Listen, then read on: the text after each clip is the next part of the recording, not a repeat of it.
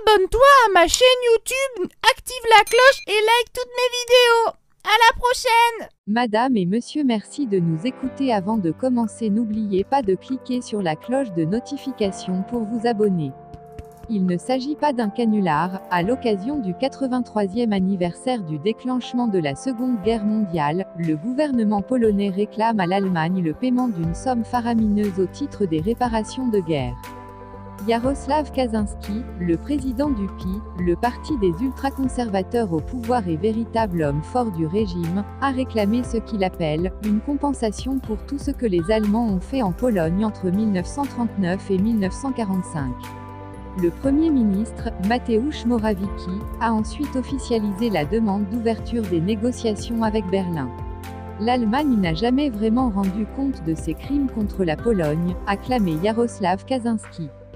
La Pologne s'appuie sur les travaux d'une commission de scientifiques, historiens, économistes, experts immobiliers, qui a publié, jeudi, un énorme rapport en 3 volumes, mis en ligne en polonais et en anglais.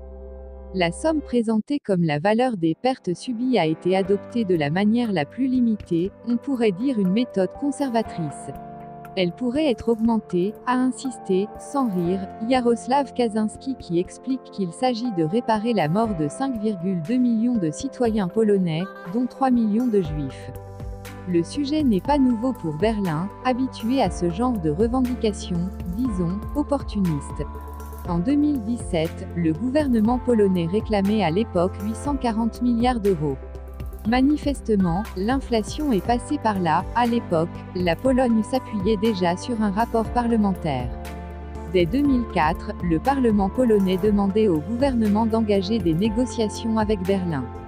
En fait, la question des dommages de guerre entre la Pologne et l'Allemagne a déjà fait l'objet de plusieurs accords. Le premier date de 1953, mais il est sujet à controverse. La Pologne confirme qu'elle renonce aux réparations à la suite d'une déclaration de l'URSS qui estime que la dette de l'Allemagne est liquidée à son égard. En fait, Varsovie agit sous pression de Moscou.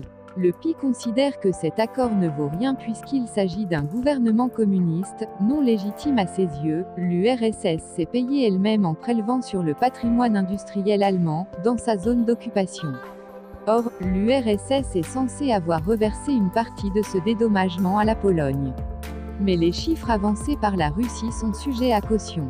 Puis, en 1975, dans le cadre de la « détente », le chancelier de la RFA, Helmut Schmidt, signe un accord avec son homologue polonais Édouard Gierek accordant 1,3 milliard de Deutsche Mark pour couvrir les réparations des dommages causés aux non-juifs.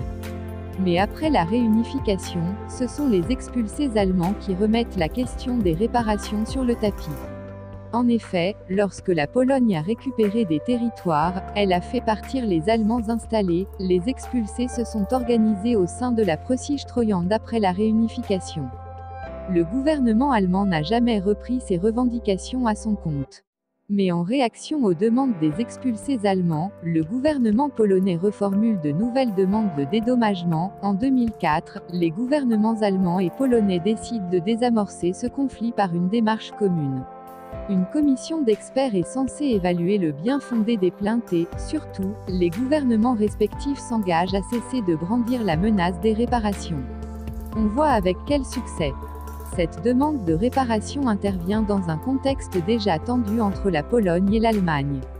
Le 16 août, le Premier ministre polonais a publié une tribune assassine dans plusieurs journaux européens mettant en cause la politique de l'Allemagne vis-à-vis de la Russie.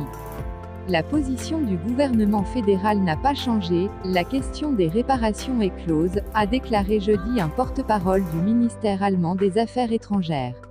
La Pologne a renoncé à de nouvelles réparations il y a longtemps, en 1953, et a confirmé cette renonciation à plusieurs reprises, a-t-il ajouté. Merci à tous, à la prochaine.